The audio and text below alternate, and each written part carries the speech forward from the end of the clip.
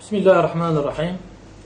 Öncelikle şunu diyelim ki Milli Eğitim Bakanlığı'nın çıkarmış olduğu yeni kılık kıyafet yönetmenliğinin halkımızın beklentilerine cevap veremediği gibi hayal kırıklığına da uğratmıştır.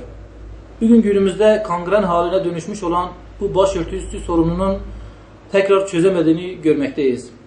Mevcut iktidar özgürlükler açısından 1981 yılında Junta kabinesinin çıkarmış olduğu yönetmelikten çok daha geride kaldığını görmekteyiz.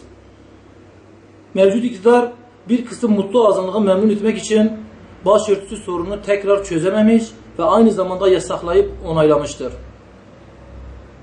Sadece bazı liselerde ve seçmeli olan Kur'an-ı Kerim derslerinde başörtüsünü takıp da diğer derslerde başörtüsünü yasaklaması burada Kur'an-ı Kerim'e saygılı olmayı gösterirken halbuki tam tersine Kur'an-ı Kerim'in emir ve yasalarına karşı çıkmıştır.